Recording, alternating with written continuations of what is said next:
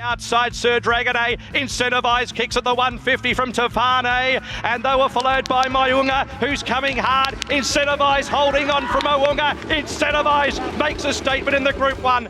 Welcome to Bet Doctor, behind the curtain look at how pro punters operate. I'm your host, Scoot. I've got DK here with me. I'm here, Scoot, yes. Hollywood. Been a big week. I think that's your new nickname, Hollywood. It'll be maybe with DK, mate. We'll just stick with that. But yeah, it's been a big week. We'll talk about that. Nico Noonan, fresh. Up and about, big week. Rupert Clarke Stakes Day from Caulfield. Very elegant running in Sydney. Nature Strip, Masked Crusader. It's going to be a massive weekend of racing. Hot weekend of racing. Spring's in full swing. Righto, DK. Let's talk about the agenda, a little wagering show. Yeah. Were you happy with what they put on? Must have been a lot of hot stuff left on the cutting room floor. There was a lot of edits. A lot of edits, yeah. So when we filmed it, we filmed enough for 1.5 hours show. And then afterwards they said, look, we're not sure what we'll do. 1.5 is a long time. We want to keep the viewers engaged. We might have to cut it back. We'll cut it back to an hour. We'll just see what happens. So they end up doing that. So, so a fair bit ended up on the cutting room floor. But I was pretty happy with, I haven't had in-depth look. I watched it once with the missus and whatnot. And I was pretty happy. We got across, we want to talk about a few things that people say they wouldn't hear much about. So the syndicates and the corporate bookies, how their pricing is all robotically linked together. Yep. The syndicates and the positivity, because in Victoria we've been very lucky with RV and minimum bet laws are in, as we heard the other night, deductions. Yeah, that's a massive win, isn't it? So it seems like the lobbying's worked, and you and Richard going in there having chats with RV, and RV being approachable as well. You wouldn't have that up at North Korea. It's fantastic that we're going to get standardised deductions rolled out sometime in this season. Yeah. So we're happy to wait, but it'll be good, because at the moment there's obviously Sportsbet have got a different way with their emergencies, and it's a dog's breakfast at the moment. And Juppy said, we've been operating under the standardised deductions on course for however long, and surely it just needs reining in, and that's what RV are going to do. So I guess the lobbying works. There's obviously the pressure that we put on the rant and the mailbag and other shows. It shows like we were on the other, the agenda. That all helps. Matt Welsh and Simo, they're punters and they want the best for the industry. So, and I suppose the other thing I want to keep right. So we didn't want to go. I didn't want to, with all that stuff that RV's been doing, there's positivity. And I wanted to, because we've got a new generations coming in the last 18 months. Of punters due to COVID, and I want to get out there. What a bloody great caper. Horse racing is a fantastic sport, and you can bet on it, and you can win at betting on it. It's just. So I want to get that across as well, and what a great caper it is. So hopefully that came across. I know would you have a look, Nico? Yeah, I sort of had a quick look at it, and I thought everything was, positive. Like you said, there's been a lot of positivity recently in the space, and there's no point going on a show like that and just dropping in all the negatives still. Like there's probably not that many left at the moment. The deductions was probably one that was just like still going to be an issue for the spring and all that, but I imagine sort of come next year, that might be sort of changed. It's been taken care of, and RV's led the way with that. And just those things we might have blued about over the last course of 5 years, jump outs, that's been taken to the next level. Yeah, that's been taken care of. It's been fantastic. So we've got all that information. Can find it all. Yeah, can find it all. And I think I mentioned that, punters have never been better off as far as source of information and what's out there shows. Like I said, I went back to, we'll get him on today, Mark Lambourne, that's probably the only one, say 5-6 years ago, you get some pearls of gold and help your punting sort of public. Now there's our show and the racing rant still and Nico's show. Nico's the racing show. So it's all out there, and I think it's never been a better time for it. Even with like my sort of podcast, the racing show, I do with my brother, like looking at our sort of analytics and data, like a lot of our audience is young, between sort of 18 and 36. Like that is majority of our audience. Yeah. So probably similar with this show, and it just shows that recently the younger sort of people, they're getting engaged in the sport. It is, yeah. And I think it's good because there's smarter opinion. There's one journo in Victoria who said that Animo was just a run on the weekend, and I think that's probably what's inspired us to create these sort of shows, because I'd rather hear from punters and people that are invested in the game, and that's what Bet Doctor's about, that's what Little Birdie's about, and I want guys that have got skin in the game that feel and ride the bumps, because we bet on everything that we send out and tip out, we're on it. So we ride it and feel it, and we're watching it closer than anyone else and know where horses are going to end up. That's who I want to hear from, people that are living it. And that's totally for sure. And even though I did agree, didn't do anything special. Who? Animo? Yeah. You didn't. You don't really? No good? Huh? Well, we just had every possible and won first up. Big deal. TK. TK. I went and watched it again this morning just to make sure. I said, when I saw it was on the run sheet, I said, "Oh, go on." Yeah, it's that.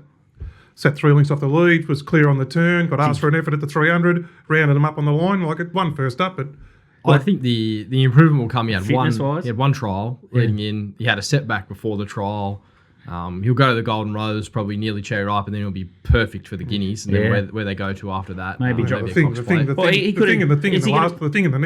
that rated a heap better than him, that Count de Rupert or something. Like it was the horse to follow out of that meeting. Like, who think of?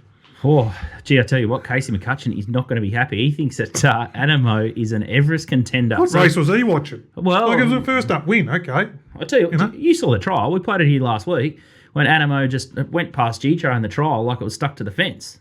Yeah, trolls. He's come out and beaten it. Like it's always the run of the rose, the Golden Rose form is always the best form into the Guineas, or it stands up in the Coolmore stud, or they're the horses that are just kicking off their preparations that can go on to a Cox Plate. Yeah. The Sydney Colts. No, I'm not saying that. A lot of people better judge than Sydney. I just watched the race and said, okay. Oh, well, there's a lot of people coming out and saying he's a star 3-year-old. He's not going to get beaten. I think he's like $2.20 in the Caulfield Guineas at the moment. There you go. go. Like there's a huge back up the truck. There's a huge spruik on him already. So yeah. Anyway, next opinion, mate. An opinion. Oh, well, that's good. It's good. You need someone on the lay side, someone on the back side. Oh, incentivise. I thought I took him on last week. You did? Big egg on face, and between sort of the 300 and the 250. 300 to the 200. There was that flat spot, and I thought, he's on the canvas here. I thought on the corner he was gone. Yeah, I kind of stopped watching him. But then 200 out, he just surged, and my heart sunk. Yes. And Moanga just couldn't go past him. I thought Bet Preble explained it very well. Yeah. And I'll talk about this because we'll talk about a race shortly at Geelong. A similar thing happened. So the horse is it's a staying horse, first up. So he said, I've got to be, you don't knock this, don't want to knock him around. He's got big targets. So he said, oh, look, not much speed here. I'll take up the lead, but I've got to give it as soft a time as possible. And that soft a time as possible meant holding on to it. So then it turned into a sprint home.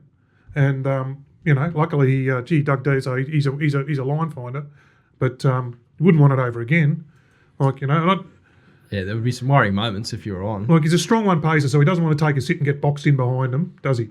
So it was a right tactic. It just shows you, first up, staying horse, does not big turn of foot, a builder, but can be vulnerable to turns of foot. If something had a better turn of foot in that race, he would have got beat.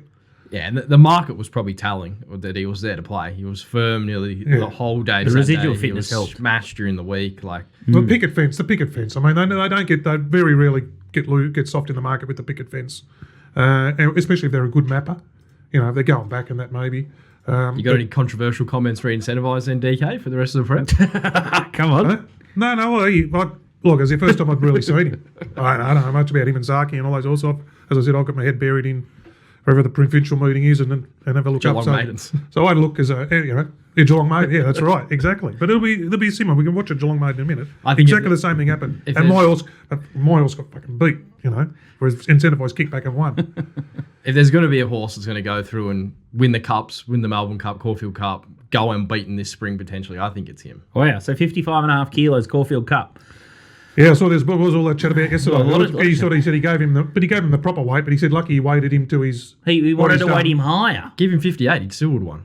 There you go. That's what I reckon. Nico's a better. Wow, there you go. So it's very elegant. Sits at 57.5. You got Sir Dragon A 58, Cox Plate winner. It's all relative to who's in the field. There's not an all international sort of depth there with the sort of COVID scenario this year and all the changes to the quarantining they have to do. And then you look at the field like Sir Dragon A. He's your top weight. Very Elegant would be your top weight, but of course she gets the mare's allowance. And then you look at the other horses around him. It would be hard to make a case that he should get him with 52, even though he beat Mwanga and 50 Stars and those kind of horses near him in the weights last start. So, yeah, I think Greg, he's been handicapping horses for a long time. He knows what he's doing. The Greg Carpenter and all that. So, assume it's all right. Flared everyone up. Also, what's flaring up is COVID positive at Randwick. So I think one jockey up there. It's unconfirmed who it is, but we've got some suspicion. There's a couple of riders that are being stood down, or there's one. So it'll be interesting to see if that spreads out of control. Yeah, and hopefully it just doesn't affect the big meeting. Particularly with Delta, it can be spread its tentacles quick and wide. It's probably not a big shock, but hopefully the racing we've got processes in place where they just get everything organised and keep the show rolling. Probably the only negative thing at racing at the moment is the whip rule. So it looks like. What do you think? Doesn't matter? I was flicking through the Herald Sun app and I saw this article pop up. This Mitchell Clarke, whatever his name was, who wrote it, just this tried to sensationalise his ad, and then I thought, it's just imbo. He's an imbo, and the bloke who he's quoting, the Animal Justice Party, like, please, the whip. What they got now is they've got it right. We've got great horsemen and women using the whip.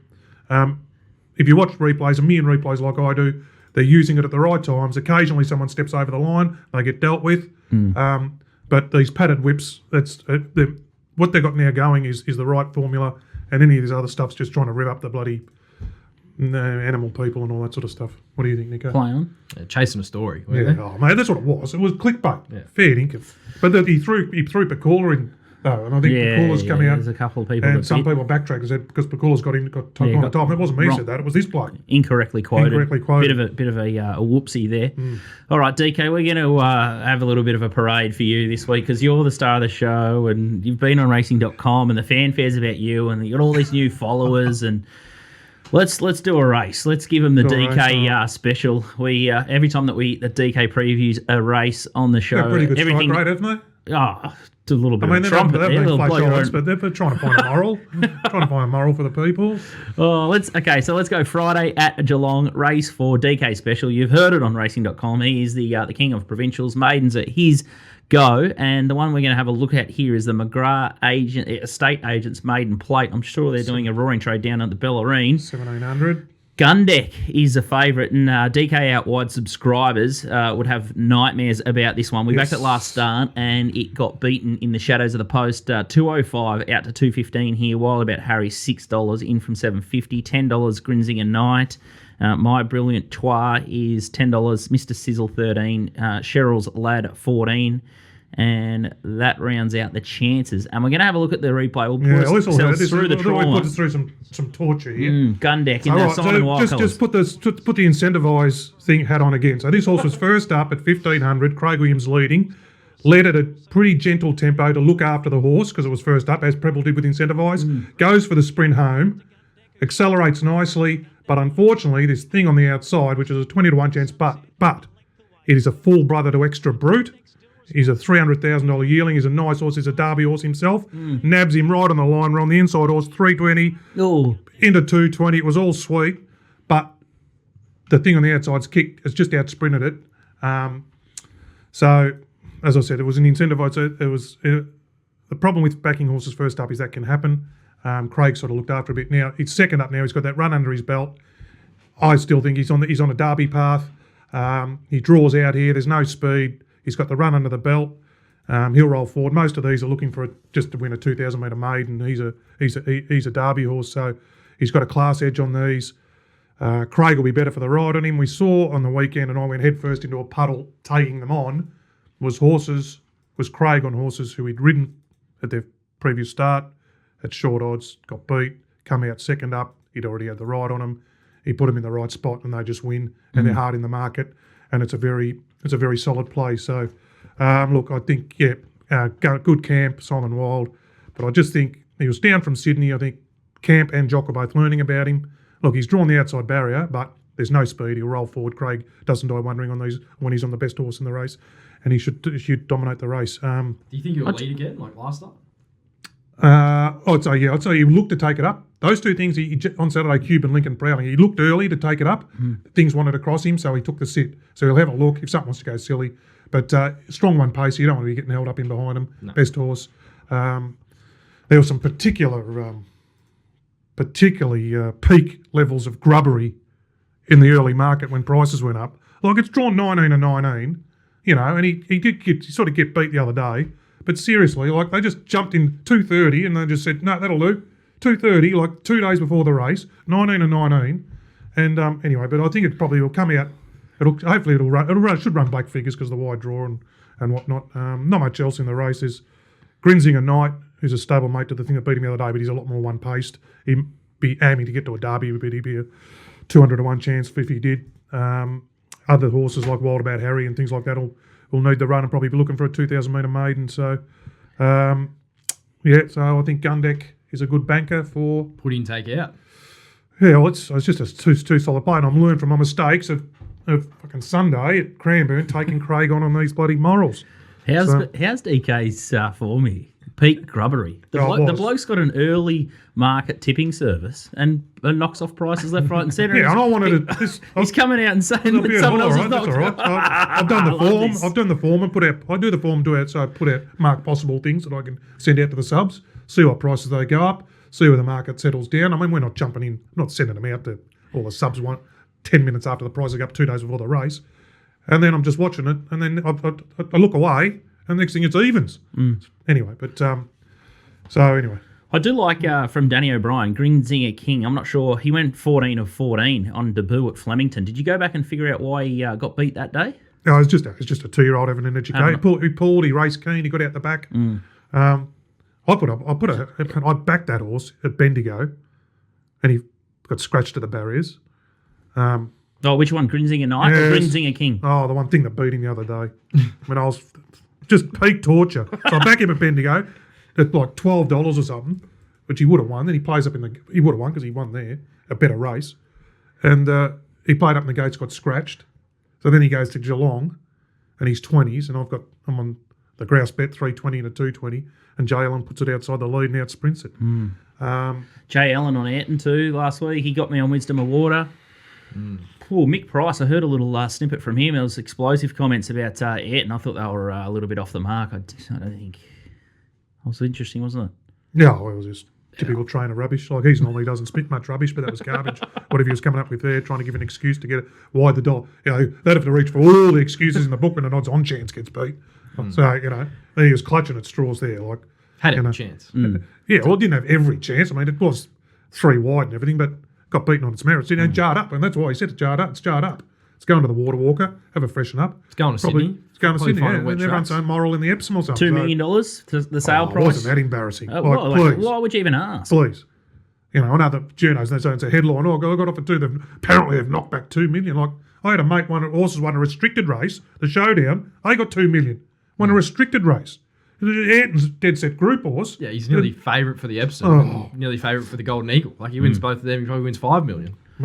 But yes, the offers. If you get an offer, it's got to be disclosed. Anyway, outstanding. Anyway. All right. Well, there's a little bit of. Fired up earlier. I deliberately just pushed all your buttons there. I'll give you a bit of a spell. All right. Puntingform.com.au is the database that DK loves. $2.97 per month is a sectional pro form. These boys both use it. You can buy that database, or you can just follow these guys' tips. Nico loves the Wednesday and Saturday metros. You can get his tips, and DK has got provincial covered. But puntingform.com.au, they bet everywhere. So it's Australia, Singapore, and Hong Kong. So you can get all the benchmarks and the breakdowns there. So make sure you check out puntingform.com.au. We'll take a break, and we'll talk about Caulfield next. Welcome back to Bet Doctor, behind the curtain look at how pro punters operate. I'm your host Scoot. We've got DK in studio, and it's time to talk Caulfield with Nico Noonan. He's got his stuff from the yard for only $11 per meeting, so make sure you check that out. Let's have a look at the opener here. We'll get us off to a flyer. Race 1, the PFD Food Services benchmark 78 is Hella. Favourite here, $4 into $3.30. Pride of Jenny, $5. The Gouch is $5. Dirty Thoughts, $7.50. Crestani, $8. Ferretti, $10. Just Folk, $16. Sapphire Crowd, $31. Barcelona, $61. And Carzio, $81. Let's have a look at the last up replay of the Gouch in the orange and purple colours here, Nico. Yeah, he had a great run here, but I think you can put this run down to he was around 90 days off, hadn't had a trial or a jump out leading into this, and I think his fitness just completely gave out late.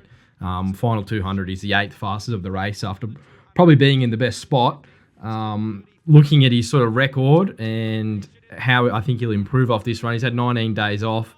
Now second up, he's unbeaten second up. I was actually running some stats on the Mar Eustace camp. Since June, second up, they got around 11% profit on turnover for all their horses and around 24% winning strike rate. So that's where you want to be finding this camp. I think he'll take a lot of improvement from that first up run. He had improvement to come from the yard. He's going to get a great run here from barrier number 4. He loves Caulfield. You go back to his win 2 starts ago. He beat Pintoff at Caulfield over 1,200 metres in a very sort of well-rated race. Pintoff has since come out and won a listed race. I purely think he got beat there first up because he was underdone. Now comes here second up. I cannot believe he's not favourite. I think he could be a moral here, the Gouch, to be honest. I'm very confident in this race. The other horse I want to back in the race is Ferretti. Good win first up at Geelong. He'll go forward here. Probably sits outside the lead. I think Dirty Thoughts would probably kick up from 1. He's a tough sort of fighting on-pace galloper. He's going to be hard to get past. I think $10 is complete overs there. I'd sort of have him $6 in the Gouch, closer to $3.50. Haller is the lay of the year. Cannot win. Wow, that's a big call. The Gouch replay frightened me a little bit first up. Wasn't strong through the line at all. No, but I had a good look at it. I reckon he had excuses there. That wasn't run to suit for him, and he was a bit keen, he was fresh, and he was trying to slide in, and he was quickly 3 wide, and they sprinted home. That's not him. He wants a genuinely run race. This is going to be genuinely run. Okay, you've got Ferretti, Diamond Thoughts. They've got other horses kicking up. Last time he was in a pressure 1200 race was that day at Mornington. We won by 5 lengths. But, so a slow pace 1100 first up. Well, that wasn't his go. Nice pipe opener. Now he gets into a genuine tempo, gets into a good rhythm behind the speed. I have to agree, Nick. I reckon it'd be hard to beat. And Matt Cartwright? Yeah, no, he knows the horse. The horse. I mean, he's pretty. He especially on pace runners, he's good. He's got soft hands for horses that can get a bit on the chewy. So he's ridden him his last 3 starts or something. He knows the horse well. Let's have a look at the Caulfield Guineas Prelude, race 4. Alpine Edge is the favourite here, $4.60. Thanks to TopSport. River Plate $5.50. Brigantine $6. Military Expert $6. Lightsaber $6.50. Timson $8. Thelric $10. Cape Breton $21. Bifrost $41, and Gimme a Buzz $151. Let's have a look at the last start replay of Lightsaber in the red colours here. Yeah, this is sort of unusual for Lightsaber. He sort of through his 2-year-old days, he was up on speed, he dominated races, and his 2 runs this prep, he's just been out sprinted over shorter trips. I thought his run was quite good here, actually, considering he's an on-speed horse. He doesn't have a huge turn of foot. His relative sectionals to Artorias, they were fairly similar. The horse is beating him home, like Heresy. She runs in the Guineas Prelude. You're going to get a good guide there. Artorias is semi-franked that form. This race will suit him. They're going to go quick early. I think he's probably leads or sits outside lead. I think that was his advantage as a 2-year-old as well. The sort of quicker they went in his races, he was really dominant at the end of them. He's got some real good fighting quality. Should be rock hard fit now, 3rd up. I think this is his race to lose. I think he should probably be your favourite. I thought this race would come up a little bit weaker than what it has, but I think $6.50 is overs. There's a couple of real nice maiden horses. Timson's been 18s into 8s off maybe the biggest Caston maiden win I've ever seen. DK, I don't know about you, but it was enormous. Yeah, unbelievable. I was on the favourite in that race myself, and I thought it was all sweet. And then this thing just grew wings. I've been watching Caston maidens a long time, and horses don't do what it did. So I know it was only Caston Maiden, and it was 1100. Now he's going to 1400 but he deserves his chance at a Guineas Prep because this could be. I'd be very interested to see what he could do. I don't know what the ceiling is on this horse. That was just freakish what he did at Casterton, so I can see why people have been attracted to it. Yeah, the overall time was about 9 lengths above relative to the class on punting form. He's come home not 8 lengths above the last 600. Some real solid late stuff in Scooty's camp, the wild team. The two. So there's it. For the two. So the last fortnight or 3 weeks, the 2 best maiden runs that have stood out like dog's balls were it at Casterton and River Plate at Sandown. So and River Plate's in this race as well. Scratch was going to be 2s on yesterday at Bendigo. They're going here instead. Gee whiz, it's those horse from New Zealand who was first up over here from my favourite camp, Azuston first up, and in a very high rating race. It was the one that savaged the line, which is even the things like prowling and all that come out of that. It's a hot race. So I don't know where he ends up in this race, Nick, but he's a horse full of time as well. Well backed early. Timson's been 18s into 8s. Alpine Edge is currently favourite, bringing in some sort of Queensland form. Whether that measures up, I'd be happy to be against Military Expert. Looking back sort of the last 4 or 5 years in this race, the winner has either led or sat second in every sort of running. So that can be a race where if you're on speed, you can really dominate, and it can. They will run along here a bit, don't they? There looks to be a bit of tempo here. So yeah, they've done that before though, and they're still sort of dominate. Even Kevintari's year, like Paras just kept kicking away from Kevintari. Kevintari's a cat. We come to realise, but it is good default position at Caulfield anyway, especially on a firm deck. It's a bit of a profile. The Godolphin 2 aren't out of it. Yeah, I thought Lightsaber. You could make a fair case he should be your favourite with the improvement, but it's a great race. And I think the Godolphin horses sort of show the hand a bit, and that's why I guess we're in the corner of Animo. If an Animo turned up against this lot, he'd comfortably be in his corner, and those Sydney Colts have a bit of an edge historically. But I think maybe Timpson off what DK said is worth a second look. I can remember it vaguely, the win, but I need to go and check that replay. Back and wide at Casterton. Still back and wide on the turn, and then just let down like a Learjet. Oh, maybe your camp. DK's tickled the $18. Your camp. Very good trainer.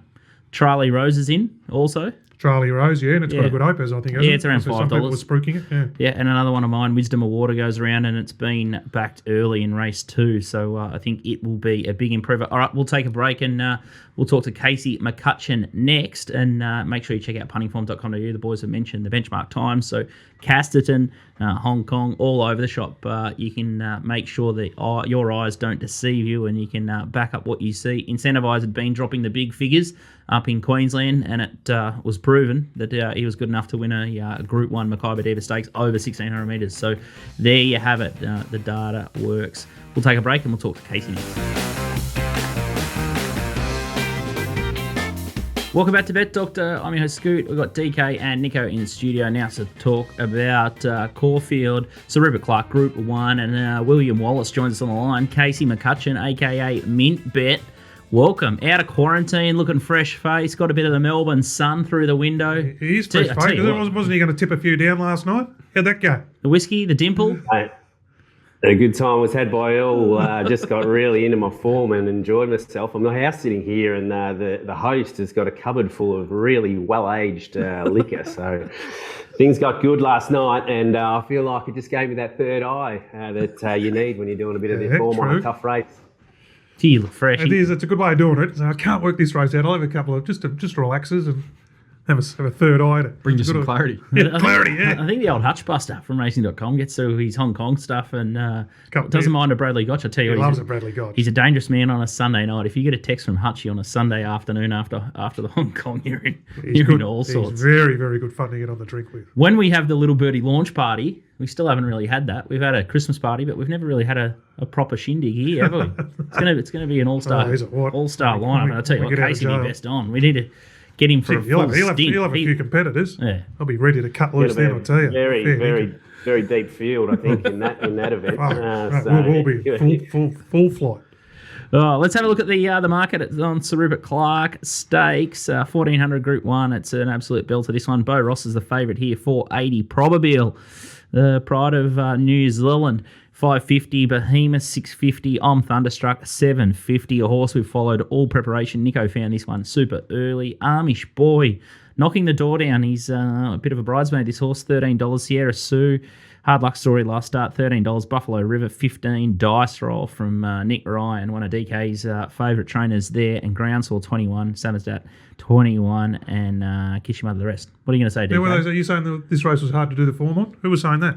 Hey? Didn't all these things race each other the other day? No, this is a very tough race. No, DK. Isn't the three favourites all compete against each other the other day? Here he is. Isn't it apples to apples? Isn't that the easiest way to do the form? Case, early in the show, at the start of the show, he said the Animo win the other day was not much.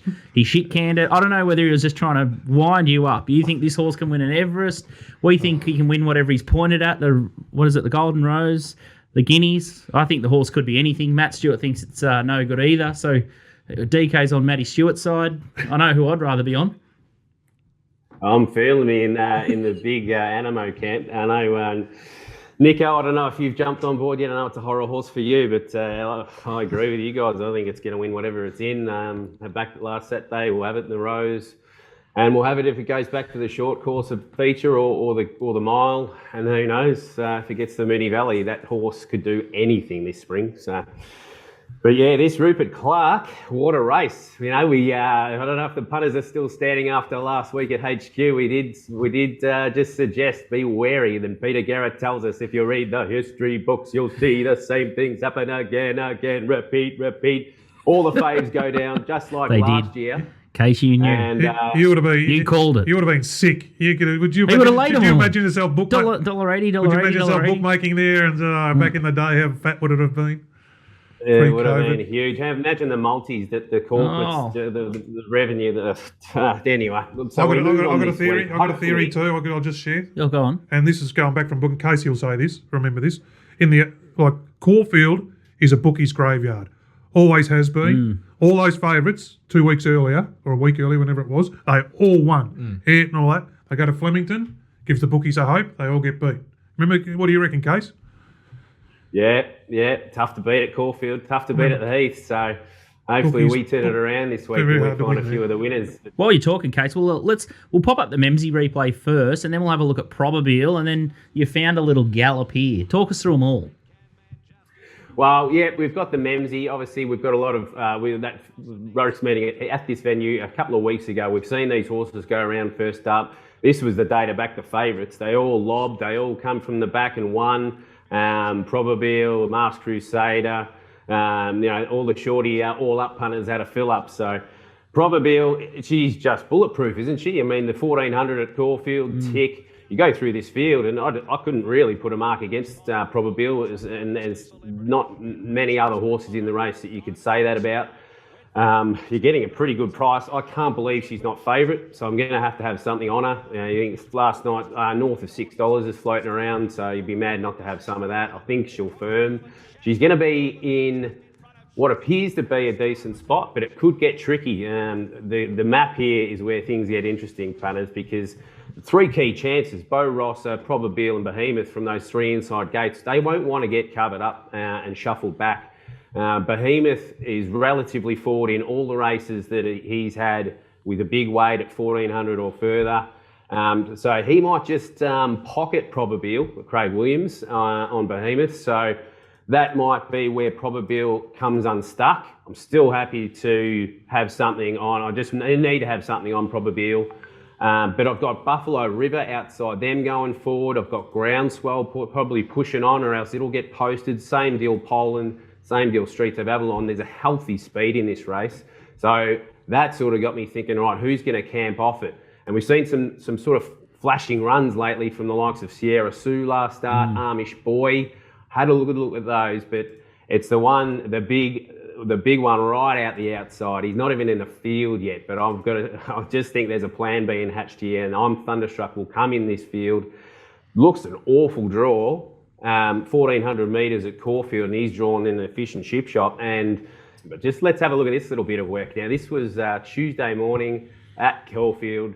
The inside horse is Ancient Girl, who's raced in the 1,000 Guineas Prelude, but that beast that's coming down the outside, and Ancient Girl performed as well, but this was a lovely bit of work. After a beautiful jump out last week, that's on Thunderstruck, and if we cast our short memories back to last prep, this thing just picked up fields and ate them for breakfast. And on the map, it's going to be back, and with the speed on, possibly zooming around a lot of them again, just dropping on them. This horse puts up group figures, has put up group figures. It's got 52. It's got John McNeil, who had a runner in this race and jumped off. So I'm convinced it's going to get a start, this horse. And I just think with all at the price, it's $8 plus at the moment. And if it gets in the field, back it now and get some of your stake back when it halves in price. But I can't wait to see this race on Saturday. It is the most exciting race of the spring to date, and I'm hopeful I've got the winner in on Thunderstruck. I love horses that carry 60 kilos and drop weight back into a handicap sort of environment. So I'm Thunderstruck. Great win last start, 60 kilos, drops back to the 52, and the same with Probabeel. Just looks like such a deliberate setup here. 60 kilos back to the 57, and both look absolutely prime for this race. What are your thoughts, Nico? You know a lot of these horses inside out. Bo Rossa, we took, what was it? Got out to about $13 last time, and just unlucky there with Behemoth a bit too strong. What are your thoughts? Yeah, that was a bit sick, wasn't it? Thoughts here. I think I'm Thunderstruck's a very good horse. I think he will get a run, given Romance is in the field and sort of same connection. So I think there might be some sort of things to unfold there. The map's fascinating. You know, you got your three key chances: Bo Rossa, Probabeel, Behemoth, 1, 2, 3. The only other chance in the race draws 17. Like, this could throw up anything, this race. If they all get buried, like last start, like Bo Rossa did, Behemoth and Probabeel, you know, Willow and Preble. They'll be playing jocks, won't they? Willow now has the horse to bully Preble on, unlike last start. Yeah. There's going to be so much tactics. I think it's going to be a great race. From a racing fan point of view, I've been looking forward to this race for about 3 weeks, ever since the Memsey. personally, I couldn't find a real angle in the race. I think Probably had a lot of improvement to come from the yard first up. I think she was about 70%. Where that leaves her for this run, she does have a fantastic second up record, but I know they're sort of aiming at a Toorak and potentially a Cox Plate. That's probably why Preble's got the ride, because he didn't have a ride in the Cox Plate. So he's probably looking to stay on her for that race. Behemoth and Bo Ross are going to be at 100% fitness-wise. She may be 85, 90. That could be telling. Is Amish Boy a rung below? It's got the Masked Crusader form. Like if Amish Boy had a draw in a gate, you would say he's right in this, but he's drawn 15 of 16 here, so it's going to be no help to him at all. He was unlucky not to get a run in a Stradbroke. He was more beaten in the eye line. I think he's just a horse that's going to find bad luck for the rest of his career, and the barrier draw reflects that here. Case, on that little bit of track work that you've found there, you've uncovered a runner in the 1,000 Guineas Prelude. So let's have a look at the market. No other replays. And here's is 245 here. Morika 480, Elusive Express 850, Extra Gear 950, Devout Hero $10, Scorched Earth 11, Dacis 20, and Daisies. $20, and Throntari $21 in from 34, and your horse Ancient Girl $31. You think it's a bit of a spec there, Ancient Girl? Case, it's got my man John Allen on it. Yeah, well, Johnny Allen and I are not talking at the moment, but at 30s, after seeing that bit of track work, just coming home beautifully with the horse I think is going to win the Group 1, got to have something. The 1,000 Guineas Prelude has been a beautiful race to us in the past with the Assaulter from Malta. I think it was 2015-ish with Legless Verve. I tell you what, I remember that. Got an absolute caning with the Assaulter and crew after it saluted at 16. So, and a beautiful race for some value on that work. Why not? Assaulter from Malta. Jason has a party. Shout out to him. People will know him from Moonee Valley Nights. That was when Masked Crusader won, and we had the live stream on course. Any thoughts here in the girls' lead-up race here? I wouldn't underrate Daisies. Thought she was a very good run at Mornington. She's only having her second start, but it's nearly a glorified 3-year-old filly's benchmark 64 race. That race. So careful. Upsetting breeders and. No. A few of these will be on the way to the Oaks, one of our good friends own one in this race, and they're very pleased with the way the field's come up. And so I want to give her strength, Devout Hero. But anyway, so they're very happy with the way the field's shaped up. And I think it's a $200,000 3-year-old filly's benchmark 64. Good on them. Yep, I agree with that. Okay. All right. Well, what about you, Case? You got any other morals for the rest of the card, or any other thoughts? You nailed dodging the favourites last week. So what's your little pearl or your takeaway for this week? Well, yeah, I think there's value in betting early in the Rupert Clarke in particular. Like I said, I think the market's wrong. I think Bo Ross is unders. So if you want to take a little bit of the Behemoth or the Probable price early, like I said, Thunderstruck is gonna get crunched when it comes into the field. So some value in betting early there, and then you can improve your position, punters, when Saturday comes along and trade it on the fair or whatever, and you can get some absolute value. I'm hoping that Nico's found the horse we talked about last week, which is Lightsaber in the other Prelude. I think that looks like a clever scratching and a horse that hasn't, in a race now this week that hasn't come up looking overly strong. So I'm sure he's found it. So it looks like a day where we could do a bit of damage. Outstanding stuff. All right, good luck on the weekend, and hopefully we can get Case back on course. Mint Bet, he moonlights on the picnic circuit, and he's a great man. So make sure if you see him on course when we're allowed back there, you go ask for a roll or two. He'll be happy to oblige. See you, Case. Enjoy the scotch. Back into it now, boys. Good luck on Saturday. Yeah. All right, that's a wrap from Caulfield. So we've covered a fair bit of card there, and now it's time to talk Randwick with Mark Lambourne. But first, we'll take a break. If you're having a bet this weekend, make sure you check out topsport.com.au. They've been in the game for 35 plus years, and the Merlehans do a fantastic job up on the Gold Coast. We'll take a break and chat Randwick next. Welcome back to Bet Doctor. Behind the curtain, look at how pro punters operate. I'm your host, Scoot, got DK and Nico, and now it's time to talk about Sydney racing with Mark Lambourne, a.k.a. Perla from Racing Rant. How are you, mate? Good. We've got cracking meeting to look forward to on Saturday. It's been a very eventful week. We lost our number one ranter last Thursday at the age of 49. It was a great shock to everybody. He was front and centre of our chat room, which is a place where many ranters get up and about. And, it was very touching to see that his last live win bet, as opposed to a futures bet, Animo, got up on Saturday, and Glendell came to the party saying, "Up you go, Animo," which Fantastic. Was Milesy, as we knew him's catch cry. He's a good fella.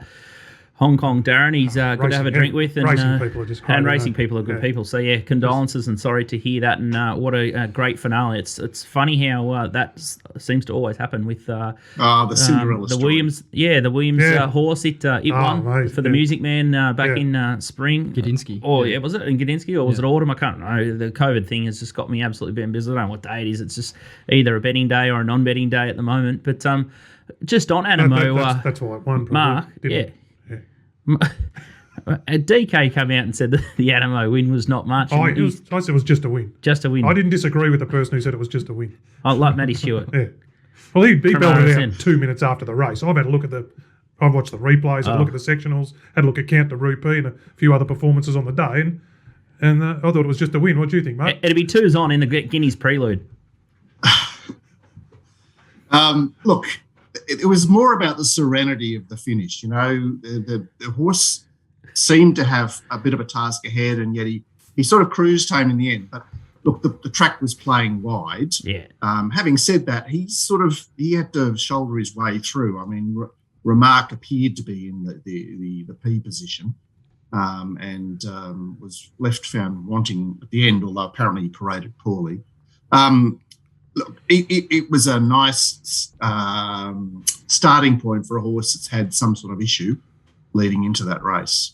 So, look, I see where DK's coming from. It's like, well, things worked out well for you, and you've beaten in the Congo, who was probably trying to do something that was a bit hard to do on the day. But just one of those situations where you know that the horse is nowhere near its top. Plenty ahead of him. It's a funny one. DK's been just throwing Burley out in the water all month to Western Bulldogs supporters, so it'll be a bit egg on face if the Doggies win the grand final, wouldn't it, DK? You've been trying to rev up Western Bulldogs, and now you're trying to rev up the Animo fans, and I probably was trying to rev up the Incentivise last week. Bit of fun. With some semblance someone's got to someone's got to present the contrasting narrative, you know? That's right, Mark. Here we go. All right, George Main Stakes. Let's try and get very elegant beat, if that is possible. Odds courtesy of TopSport on the screen. She's 205 out to 215. We might see better than that. Think It Over is the newcomer, or the horse on the rise, I suppose. $4.40. Colding, $8. All calls. Cascadian, $9.50. $14. Hungry Heart. Roy Deeney. It was, it gave me a little bit of a heart murmur last time. $15. I thought it might just keep going there at big odds. Would have made me absolutely sick if it had a one. Star of the Seas, $20. Lions Roar, $31. And Shout the Bar, $34. Let's skip through a couple of replays, Pearl, and you can just provide commentary over the top here. And Think It Over. This is in the Chelmsford. I think Pearl tipped it here. Is this? Yep. Yeah. You tipped it? Yeah. You liked it this day? I broke my maiden, DK. It did, yes. Here he is in the orange and the blue sleeves, rounding him up. Roy Deeney. I thought this is a spot-on run when you've got Cascadian in behind. There's a few horses that just aren't travelling here. Well, Cascadian with the white blaze was very hollow. And obviously, Think It Over did a good job to round up Riodini. He's the quintessential battler, Think It Over, with now a course and distance win in the lead up to the George Main. Must have a chance. So your horse that races forward, Nash has found his mojo. I don't know if you caught the nightcap at Kenzo yesterday, but that was vintage Nash. So, look, as far as that lead up is concerned, it's perhaps not quite good enough, but pretty handy to bring a course and distance win into the race third up. Very elegant. Oh, just to comment about the track, and it's perhaps more relevant in the shorts, but they usually run this meeting on the true rail, and I'm not sure what the reason is for tomorrow, but we're at 7 metres, which is less advantageous to the off paces, the stalkers. So that could influence both of the features on Saturday. Sorry. We're watching Very Elegant get touched off by Mwanga there.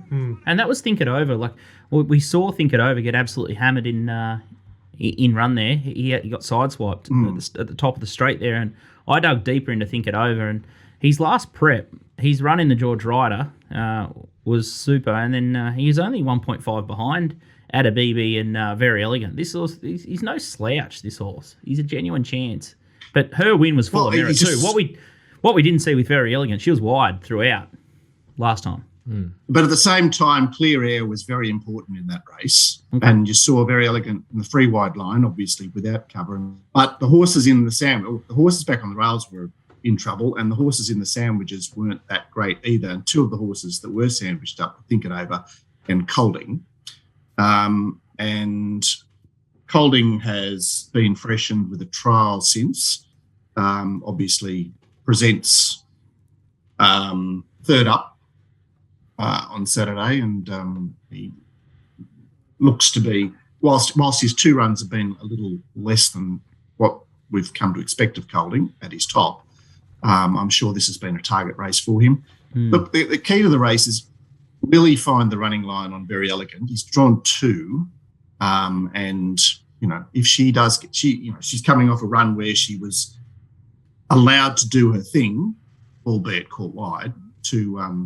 I've seen it often where he actually finds his way into the right position in the right races. So I'm not going to make too much of a point about that. But look, I think you've got to think it over. You've got Colding. I think 7-4 is probably the right price about Very Elegant, but she's that sort of horse that means that fans of hers end up having to take 5-4. That's the situation. And I imagine it's the same in the following race as well. 7-4 about Nature Strip, but probably have to take 5-4. All right, let's have any thoughts there? Yeah, just looking at Very Elegant, like looking at her form last prep, she was okay first up in the Apollo. She fell in the Chipping Norton. She was okay in the Ramvit. I think there was a case we made of Dayab and her probably weren't at their best last preparation, given the runs in the Queen Elizabeth. I don't know. Her getting beat by Mwanga first up, Think It Over, cascading, having no luck behind her. I think there could be a fair chance on Saturday that we've seen maybe the best of her and she's starting to regress. I'm maybe of the thought it's a reasonable narrative. She's got to be aimed at the Cox Plate, so it's not grand final day, isn't it? Like this is the time that she's going to win a Cox Plate with less caliber horses in the race. Surely she'd be 2,000 metre grand final day, wouldn't she? With knowing Waller. Waller wouldn't have it ready to go. If you've got the profile she's got, you're not expecting to just have one grand final in a preparation. I'm sure that this is a target race on the way to the big target. Yeah, I'd imagine she runs in this, heads to a Turnbull where she can't cop a penalty if she wins that for anything, and then she probably goes to a Cox Plate. That seems like it's been the aim, the whole prep. So we know who's booked for her down here. Has that been locked in? Did you see? It would have been out anyway. Sorry, question without notice. I think Willow's on Zaki. I think if he sort of comes down, and Very Elegant is Damien Lane. Oh, Frosty. Yeah, I probably would be too. Yeah, it's bugger all left. Let's have a look at these bloody shorts. How good's this? DK's half horned up about the shorts. Horned up about this race. The Everest Encore. Mark did say on Twitter to stay in your lane, so just be careful. I don't want you over commentating on. No, he said he was going to stay in his lane. Hey, is that your favourite part of the show, Mark? The stay in your lane bit. I loved it, DK. It was essential viewing for everyone. I'm a post-it note man. All my screens always, if I lose on a race or I find trainers or jockeys with strike rates, just put notes in front of me on the screens. And the middle one that just doesn't stay there is stay in your lane. Every time I deviate, I cop it. So it's close to me anyway. They're good until they blow off. That's it. Yes, they do. Anyway, they probably blow off for a good reason. I won't comment what I was going to say about the... it was just interesting how I missed the first 20 minutes of the show or 25 or 30 minutes of the show, and then I went back to the start of the show online, and I found it was in a different order to then what was presented on racing.com, which I found very odd. But anyway, things are very strange. There was also this is an exceptional idea of Richie Irvine's to actually mandate the best tote bets to go into the totalisator pools. So, you get rewarded for collecting those bets as a corporate bookmaker with a rebate, but at the same time, those bets they find their way into the place where they're supposed to be. And the other thing, of course, is that no one actually acknowledges that the PRAs have got complete power over the corporate bookies because they all need to be licensed by them. So they can pretty much make them jump as high as they want them to jump. And I noticed there was a very, very good tweet from keen ranter Nigel Chaplin a few weeks ago when they were seeking expressions to feed the show. And he said, well, look, back in 1980, house prices were X and you could get on with bookies to win Y. These days, house prices are 10X and you can get on to win bookies. You can get on to win X, a Y divided by 10 with bookies nowadays. And, why is it that the administrators are enthralled to the corporates when they have so much power over them? I guess they're somewhat marketing arms, aren't they? They're the industry's advertisers. Well, really. yeah, and that's what they do. And I don't know, like maybe St. Peter's the only one that stands up to them, but a lot of people aren't happy with the way he taxes the product, especially at the sharp end of the market, because it forces a lot of people to invest in other jurisdictions. There's a lot of guys that I know at the top of the market that bet in the USA now, bet in Hong Kong, bet in different areas because they can't. Their models don't work and they're not feasible in New South Wales. So it's sort of like anything. I think lobbying works, and I think there's a happy medium in between. And I'm not sure. I still don't know why New South Wales don't let you bet from the get-go as soon as prices go up. That hasn't changed, and I think that's something about robotics and automated bets, which that's just ridiculous. It's going great guns in Queensland. It's going great guns for you, DK, down here, and we're turning over more money because we can bet from when they put the markets up. It's a lot fairer, but New South Wales have got their head buried in the sand about it. Well, I think it's about to happen. It's just requiring some box ticking that hasn't happened yet. Oof. Oh, we can't wait. The Bookie Smash can't wait either, because there's nothing better than the Muswellbrook or a Maruya Bookie Smash, that's for sure. Okay, let's have a look at the shorts, or we'll be here all day. Be good to be here all day. We might do an uncut version of the agenda. We might get a couple of our own people, get you on the couch and no holds barred. Get Tristan on board and just throw shit at each other for an hour and a half. It'd probably go for 2 hours. It'd be the absolute grand. It felt when we filmed it and we did enough, like I said, we did extra. It felt like we hadn't scratched the surface. That's what it felt like. There's so much to talk about, so many different things, and we spoke about it, but it did feel like there was so much we could have spoken about. It's such a great caper. And there's so many angles to it. But anyway. All right. Well, we might do an uncut version of the agenda, and if we get 10 likes on it, I bet Dr. Post will do it. We'll do the show. 10? Yeah, we'll set the bar at 10. We'll do it anyway. All right, the shorts. Let's preview the race. Let's find a winner. The shorts. Nature Strip, $2.15. Surprise, surprise. Masked Crusader, $4.60. Rothfire is the big... the big query horse here, $6. Eduardo, $8. Lost and Running, $8.50. G-Tra, $12. Adelong, 101, and Handle the Truth. You can't handle the truth. 151 here. Let's have a look at, the high-profile ones here, the top of the market. Let's have a look at Masked Crusader at Caulfield. Barnstorming win. Case spoke about it before. Back wide. It was just a bit of wow factor. I was in the office here and we were watching it, and I said, this horse can still win, and bang. And you can see Amish Boy just picking himself up off the fence and then coming over to lane 3 to win. So I thought that meant that run was a fair bit of merit as well. But here he is, Masked Crusader. Is he good enough? No. Boys? No? No, not off that. You go down to he wasn't chasing down Nature Strip there. I don't know what the leader was he was chasing down there, but it wasn't Nature Strip. All right, let's have a look at Nature Strip straight away, and then we can talk about the race, because DK is chomping at the bit.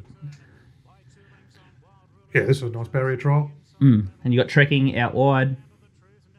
Just got into his perfect rhythm. What's that there? 300. He's just through his gears. Yeah, it was an absolute... rated pretty well. It was him. Just running. But Eduardo wasn't in this race. That's the key. This is definitely his kryptonite when Eduardo joins the field. So it's not going to be easy up in front. and 1,100 metres, not grand final day. Has Waller backed off him? What's going to happen here? Mark, lead us away. Well, who wants to win this race? That's a good question, isn't it? I mean, Waller won't be concerned if Nature Strip gets beaten.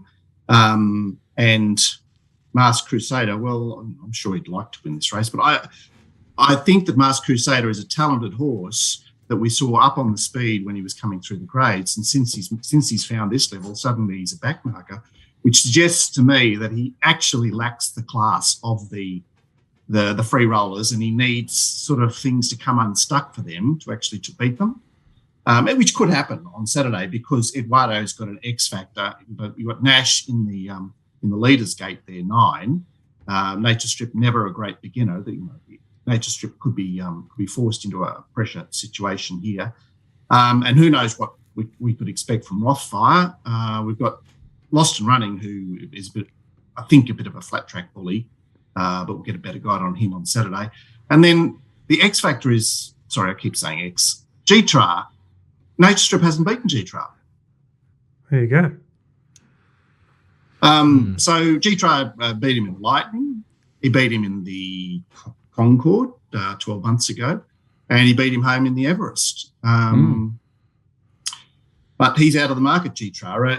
Obviously, he had a less than spectacular 2-run campaign in the winter. But given that he had a longish spell off his Sydney campaign, I think the circumstances can be overlooked.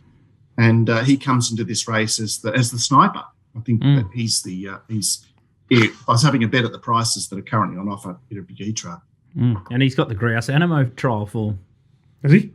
Of course he does. And Animo made him look second rate in that trial. DK. Trials, mate. Why you keep talking up trials? Trials, no. Good trials. Speaking of trials, I got some commentary retrials here. Yeah, I thought Rothfire's trial action in his trials was nowhere near as good as previously. I'd be concerned there, to be honest, if I was looking to be a Rothfire punter. I've got to learn about a few things here. You've got to learn Well, he's a gelding, so he's still here, isn't he? I'll learn about him, learn about Lost in Running. So there's a bit to be learned here. There'll be no hiding in this race, so get a good guy. He was put to the sword, he's straight to the front, showed everything he had, and Jonker tried really well against him. I know Jonker had issues the other day, so I'd forgive that run, but just comparing how he moved, and he's had that injury, he's had that setback. I wasn't 100% sold in his action, which is probably the main thing I look at in trials, to be honest. So, Lost and Running, I thought trialled really well. Yeah, where's this horse going to pop up and win a race? Is this it, or is it going to be further down? Well, the problem with this race is Nature Strip has a slot, Eduardo has a slot, G-Tra has a slot, Masked Crusader, Lost and Running, Rothfire all have a slot. So Mark's commentary, like who wants to win the race? Well, Handle the Truth and Adelong probably just have absolutely none. All these horses, there's none of them there that are coming out to prove anything, probably bar Rothfire, who's coming back and saying, well, can I get back to the level that I was at? So they probably have something to prove. But the rest of them, we saw it with these races sort of last year. There's not a whole heap of intent from a lot of these horses and a lot of these trainers and jockeys because they're into the grand final. This is just a prep run for it. Mark? Yeah, but but they get to sight each other, I guess. The interesting point about Rothfire is that we had a good man, Adam Blencoe, on a few weeks ago, who bagged the 4-year-olds mercilessly. He said that the 4-year-olds are really going to be up against it this season. So another reason to get a sider on Rothfire is the fact that he's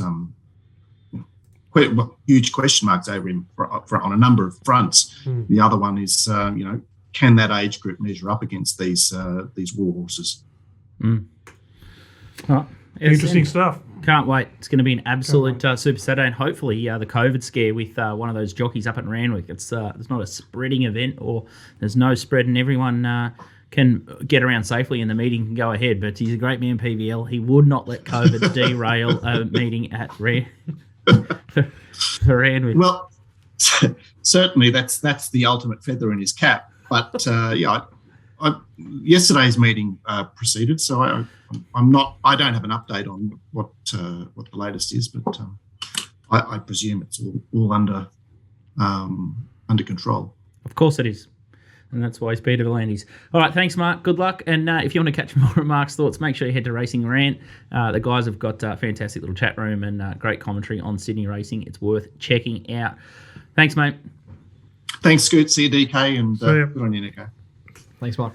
Outstanding. All right, well, we've got a new segment. It's called Mug's Moral. Our mate, Mug Punter on Twitter, is going to send in his best bet each week, and he's found one. Patient died last week. We didn't do it on the show, but got Big the prize. Parade was $2.90 into the evens or something like that. Patient died. Went awful, didn't it? Dan, I must have had a big crack. Yeah. I think we all had a bit of crack. It was just one of those days. They all got beat. Yeah. Funny track. It's good that racing's back at Randwick. But very good on the tooth, the Mug, too. Very good on the tooth. Connoisseur. Got to get his tips and his dietary, what he's doing for dinners and whatnot. He's an absolute beauty. He's a big Little Birdie man, and he sent us in the video. So let's have a look at Mug's Moral for the week on screen now. This is the Mug's Moral for Little Birdie, Mug Punter, and Bet Doctor. It is Montefilia in race 9. The Kingston Town Stakes over 2,000 metres. Great return first up in the Chelmsford Stakes. Ran very good time. Flew home. It looked like it was going to win, but good trial for this race. Its main aim is something in Melbourne, the Caulfield Cup, maybe the Metropolitan, but this looks like a very good bet at $6 on Wednesday night. So, guys, that is the Mug's Moral of the day. If you want my full selections for the card, just check the Mug Punter on Facebook, Twitter and Instagram. Thank you, guys, and good luck. And what does the Mug say when we find a winner? Go find your bookie.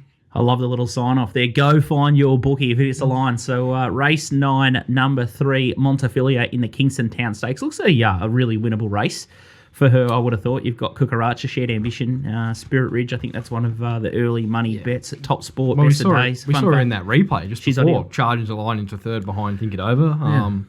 She stretched out to 2,400 before. I really think 2,000 is going to be a best Pull her up. So yep. Definitely I agree think, with Mug there. Mug on the money. So I'll tell you what, it's already been back $6 into $5 at Top Sport. So Mug moves the market. We've already seen it last week with Big Parade. So Mug's Morale is definitely going to be a segment that we're going to have every week before our Top Sport early bets. And let's have a look at those big bets at Top Sport early. It's my horse, Wisdom of Water, race 2, number 5, 1,500 at 460. I think it's into about 380 now. It might pop back out. I think there's enough to suggest it will drift again. So no reason to dive into 380 there. It'll drift again. And race 5, number 6 is the next bet, 300 at $17, Island Edition. See that? I remember it flying on the Ballarat Poly that day. Yeah, has that had a run since? It's in the Prelude. Hasn't had a run That's since. what I said. But, Okay. another one of those good sort of maiden horses, real sort of back end figures, wasn't it? That last 600 was enormous. They rode it quiet and it just took off. How he sort of measures up in the next sort of class will be interesting, but definitely look to have some talent. And the Behemoth boys are cashed up here. Race 8, number 1, 1,500 at $7.50. I think you might get better, Behemoth. There's a lot of talk about Bo Rosser. He's the weights horse. Probably will, beat Behemoth in a futurity. Thunderstruck comes in the race. He's kind of the X factor. I would be sort of suggesting you might get $7.50, maybe even $8 late Behemoth. Yep. And Spirit Ridge is the other one, race 9, number 4. So that's taking on Mug. So we'll be pulling its tail. But good luck if that's your ticket out there. 1,000 at $6.50 on Spirit Ridge. That's a horse of Johnny Walters, who I think Johnny's had his sentence reduced by a month, so he's back in business in December. Something. So he gets something. So still puzzling that it's 6 months down to 5 months, and given some of the other suspensions at the moment, he's going to be doing as much time as all the Cobra jockey breaches. It's mind-boggling stuff, but it's been a big show. We've pushed a couple of DK's buttons. We've got a bet tomorrow at Geelong, and we've covered off all the grouse races at Randwick and Caulfield. It's going to be fantastic stuff. Nico is going to be doing his late mail from the TV. He's been flying, really. Can't wait to see him get back on course. He's had a jab. He's ready to go. He's chomping at the bit, and hopefully they can just start opening up everything DK needs a haircut. I need a haircut. Be pressing. The missus are going to have to get the clippers out, maybe. I fear the worst there anyway. You're getting desperate here, anyway. Woolly around the sides, but start wearing a hat like you. Surely things will change soon for the better. And if you want to change for the better, make sure you check out puntingform.com.au. They have got a killer database, and it's worth a look. I think $11 is the cheapest entry point there, but you can get all the bells and whistles for $2.97 a month. Make sure you check them out. All right, that's a wrap from us. Make sure you check out the Brownlow stuff that we've got. The Brownlow stream on Sunday night. We're going to go through for 3 hours watching the Brownlow. You're welcome to come in, DK, if you've got nothing better to do on Sunday night. Probably busy. Have a couple of sherbets, bit of entertainment. The boys love you on the couch if you can be bothered. We've got enough space here. The density limits and rules. You could come in if you wanted to. Cheer home. I think Clayton Oliver's the one that we've backed. Is it? Yeah, round 10 and to win the whole thing. Okay. So thoughts and prayers with us there. That'd be good. He'll get beaten one and no, come on. Be like an Animo job into third in the Blue Diamond. Nico. Wasn't you still having nightmares? Yep. It's just crazy. We backed the best 3-year-old to win 300,000 and got beat. Oh, the Brownlow strength. Give us strength. Give Clayton Oliver strength. And it's going to be an absolutely fantastic week of sport. And good luck on the punt.